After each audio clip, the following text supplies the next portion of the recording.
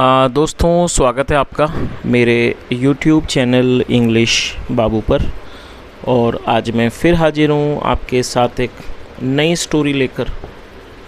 और दोस्तों आज जो स्टोरी मैं आपके लिए लेकर आया हूँ ये एक शॉर्ट मॉरल स्टोरी है। बहुत ही प्यारी अच्छी कहानी है, बहुत ही अच्छे मॉरल के साथ।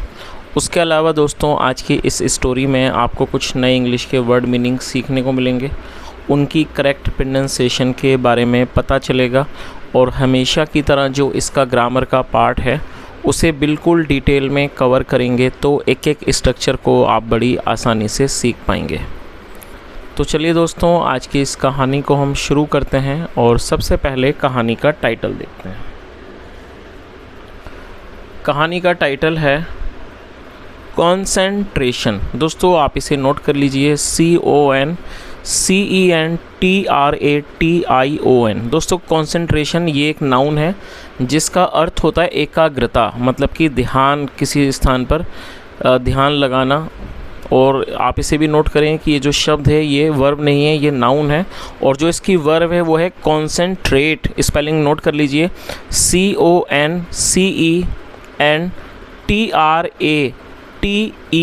कॉन्सेंट्रेट वर्ब है जिसका मतलब ध्यान लगाना, एकाग्रता करना। और कॉन्सेंट्रेशन नाउन है। तो फिलहाल जो शब्द ये लिखा हुआ है ये नाउन है जिसका मतलब हुआ एकाग्रता। तो दोस्तों ये आज की इस कहानी का टाइटल है, शीर्षक है। और अब मैं इसे पढ़ना शुरू करता हूँ। आप सभी लोगों से रिक्वेस्ट है आप इस कहानी को बिल्कुल ध्यान से सुने। और यदि आज की कहानी में आपको कोई नया शब्द या फिर नया स्ट्रक्चर मिले तो आप उसको नोट करें। और यदि कहानी अच्छी लगे तो लाइक भी ज़रूर करें। तो चलिए इसको शुरू करते हैं। Some youths were practicing shooting in a jungle। क्या मतलब हुआ? Some youths were practicing shooting। दोस्तों ये जो वाक्य है ये एक पास्ट कॉन्टिन्यूस का सेंटेंस है। पास्ट कॉन्टिन्यूस का मतलब होता है ऐसे वाक्य जिन वाक्यों की टेल पर रहा था, रही थी जैसे शब्द आते हैं। ऐसे वाक्यों में वॉज या फिर वर्ब का यूज़ हेल्पिंग वर्ब के रूप में किया जाता है, साथ में वर्ब की फोर्थ फॉर्म लगाई जाती है। वर्ब की फोर्थ फॉर्म का मतलब होता है वर्ब की ING फॉर्म। दोस्तों जब हमारा सब्जेक्ट होगा आई, ही, शी, इट या सिंगुलर नाउन तब हमें वॉज का यूज़ करना है। वी, यू, दे और प्लूरल सब्जेक्ट होगा तब हमें वर्ब का यूज़ करना है। तो यहाँ जो सब्जेक्ट है वो प्लूरल नाउन है जिसके साथ वर्ब लगाया गया है। तो क्या अर्थ हुआ? सम यूथ्स। दोस्तों यूथ का मतलब है युवा या युवक, और ये प्लूरल नाउन है। तो क्या अर्थ हुआ? सम यूथ्स, कुछ युवक, वर प्रैक्टिसिंग, अभ्यास कर रहे थे, शूटिंग का अभ्यास कर रहे थे, इन अ जंगल, एक जंगल में। और दोस्तों आप इस वर्ड को भी नोट कर सकते हैं, शूट का मतलब होता है गोली चलाना या फिर निशानेबाजी करना। तो इस तरह से पूरी लाइन का क्या अर्थ निकला? सम youths were practising shooting in a jungle.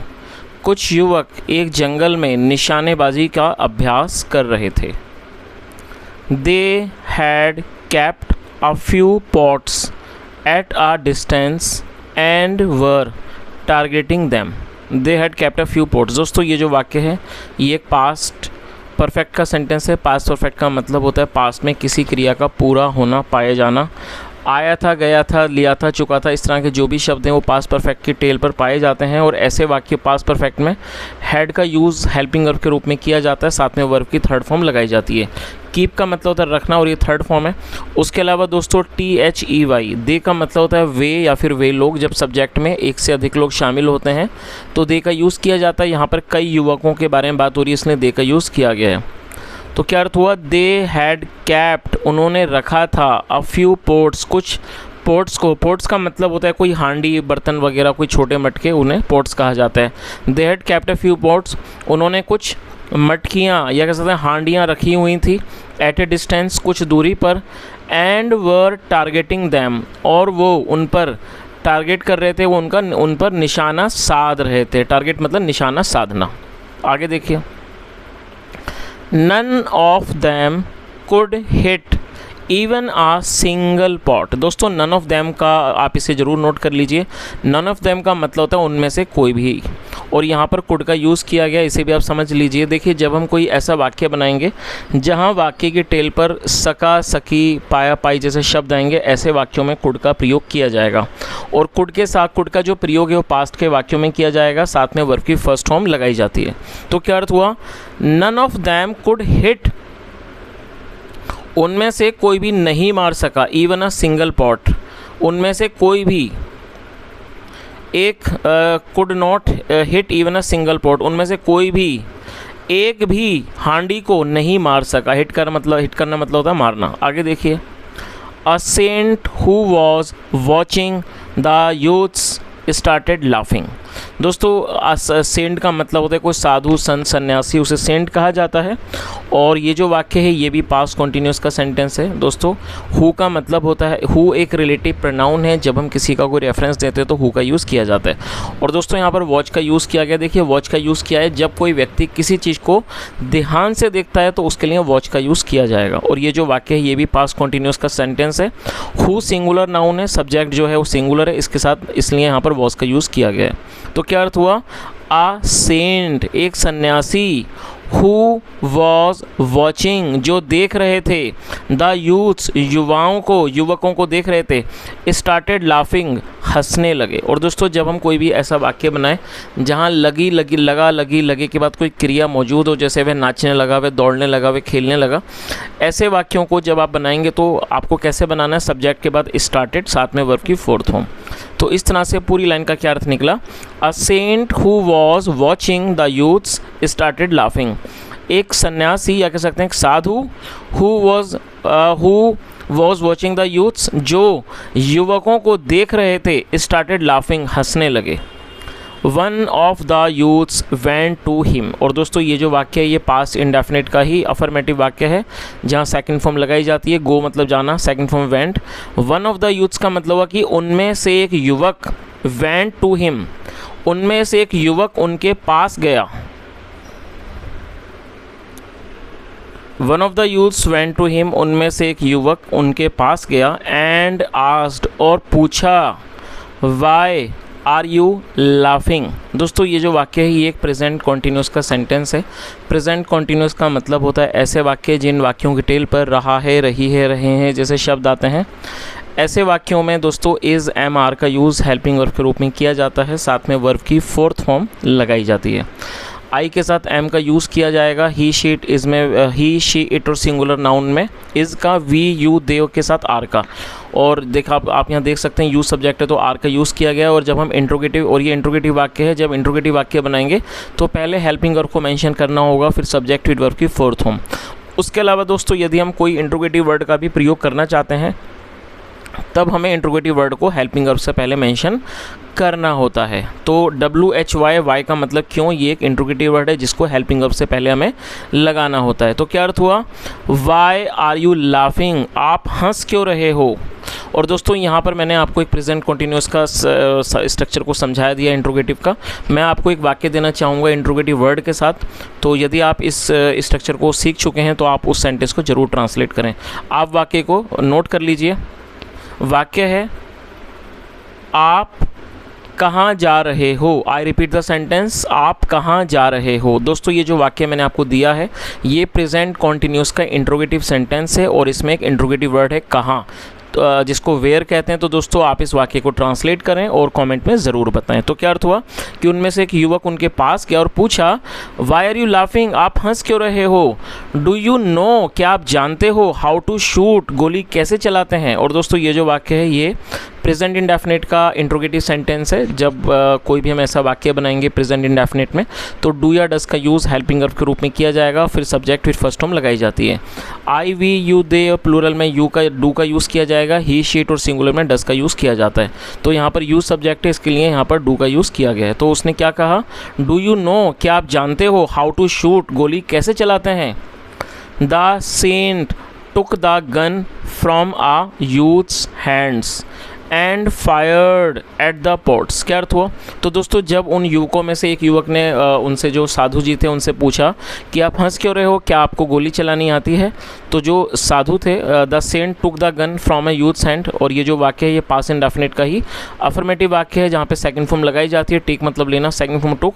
The saint took the gun, साधु ने बंदूक ले ली, फ्रॉम अ यूथ्स हैंड्स, एक युवक के हाथों से, and fired at the pots, और पॉट्स पर मतलब कि मटकियों पर या कह सकते हैं हांडियों पर गोली चला दी। तो दोस्तों यहाँ तक आपको कहानी समझ आई गई होगी कि जब ये जो लड़का था वो उनके पास गया साधु जी के पास और उनसे पूछा कि आप हंस क्या रहे हो, कि आपको गोली चलानी आती है। जो साधु जी थे उन्होंने एक युवक के हाथ से गन ले ली और उन्होंने उन मटकियों पर या जो हांडी थी उन पर उन्होंने गोली चला दी। आगे देखिए, he smashed all the pots one by one. दोस्तों SMASH, स्मैश का मतलब था फोड़ना, और ये सेकंड फॉर्म है, पास्ट इंडेफिनिट का ही अफर्मेटिव वाक्य है जहाँ पे सेकंड फॉर्म लगाई जाती है। He smashed all the pots one by one. उन्होंने एक एक करके सारी मटकियों को या कह सकते हैं सारी हांडियों को फोड़ दिया। The youths were amazed to see this. दोस्तों अमेज्ड एडजेक्टिव है जिसका मतलब होता है बहुत ज़्यादा हैरान हो जाना। The youths were amazed to see this. युवक ये देखकर हैरान हो गए। They asked the saint. उन्होंने साधु से पूछा if he was a magician, क्या वो जादूगर हैं। दोस्तों आप इसे नोट कर लीजिए, मैजिशियन का मतलब था जादूगर और ये एक नाउन है। और ये जो वाक्य ये भी पास्ट का वाक्य है, इसलिए सेकंड फॉर्म लगाई गई है। दे आस्क्ड मतलब उन्होंने पूछा, द सेंट उन्होंने साधु से पूछा if he was a magician, क्या वे कोई जादूगर हैं। द सेंट रिप्लाइड, साधु ने जवाब दिया, I am neither a magician NOR a sharp shooter. दोस्तों ये जो स्ट्रक्चर है आप इसे भी समझ लीजिए। नाइदर नोर का जब यूज़ किया जाता है जब कोई ऐसा वाक्य हो जिसमें दो नेगेटिव बातें हों, तब हमें नाइदर और नोर का यूज़ करना होता है। तो क्या अर्थ हुआ, द सेंट रिप्लाइड, साधु ने जवाब दिया, I am neither a magician, ना मैं जादूगर हूँ, नॉर अ शार्प शूटर, और कोई शार्प शूटर भी नहीं। ना मैं जादूगर हूँ ना मैं शार्प शूटर हूँ। आगे देखिए, I just concentrated.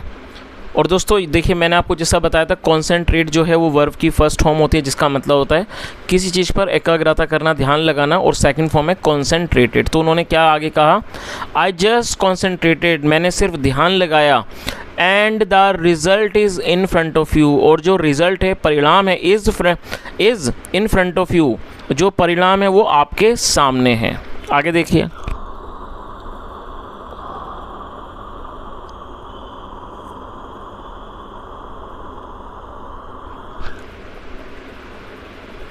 One should always do his और हर वर्क विथ कॉन्सेंट्रेशन।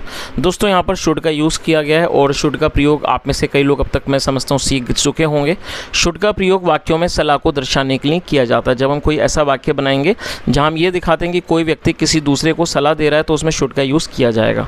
जैसे मान लीजिए मैं कोई आपको वाक्य देता हूँ कि आपको रोज़ पार्क जाना चाहिए, आपको मेहनत करनी चाहिए, इस तरह के जो भी वाक्य हैं जहाँ पर आपको ऐसा लगे कोई सलाह दे रहा है तो शुड के साथ वर्ब की फर्स्ट फॉर्म लगाई जाती है। तो क्या अर्थ हुआ, one should always do his और हर वर्क विद कॉन्सेंट्रेशन, मतलब कि व्यक्ति को अपना काम कॉन्सेंट्रेशन मतलब कि एकाग्रता के साथ या एकाग्रता से करना चाहिए। चलिए दोस्तों मैं आपको एक शुड का वाक्य देता हूँ। शुड का प्रयोग आप सीख ही गए तो आप वाक्य को ट्रांसलेट करके कमेंट में बताएं। हमें रोज़ इंग्लिश की प्रैक्टिस करनी चाहिए। दोस्तों ये सलाह वाला वाक्य है, इसको आप ट्रांसलेट करें, कमेंट में भी ज़रूर बताएं। आगे देखिए, the youths thanked the sent for the advice, और थैंक मतलब होता है किसी को धन्यवाद करना, और सेकंड फॉर्म में थैंक्ड। तो क्या अर्थ हुआ कि युवकों ने थैंक्ड द सेंट, साधु जी को धन्यवाद किया, फॉर द एडवाइस, सलाह के लिए। चलिए तो दोस्तों इस तरह से छोटी सी कहानी यहीं ख़त्म होती है अच्छे से मॉरल के साथ। और मॉरल जो है बिल्कुल क्लियरली मैं समझता हूँ आप समझ गए होंगे। मॉरल यही है दोस्तों कि हमें जो भी हम काम करते हैं, पढ़ाई करते हैं या फिर हम कोई भी काम करते हैं तो हमें उसमें कंसंट्रेशन के साथ उस चीज़ को करना चाहिए ताकि वो काम अच्छा हो और जो रिज़ल्ट हो वो बेहतर हो। तो दोस्तों ये आज की छोटी सी कहानी थी। यदि आपको पसंद आई हो, मेरा पढ़ाने का प्रयास भी आपको अच्छा लगा हो, तो आपसे रिक्वेस्ट है आप इस वीडियो को लाइक करें, दोस्तों के साथ शेयर करें, चैनल को ज़रूर सब्सक्राइब करें यदि आपने अब तक नहीं किया है। और यदि आपको कुछ कहना हो, कोई भी आपका कोई फीडबैक हो, सजेशन हो, तो कमेंट में ज़रूर बताएं। यहाँ तक सुनने के लिए thank you so much. Have a nice day and bye.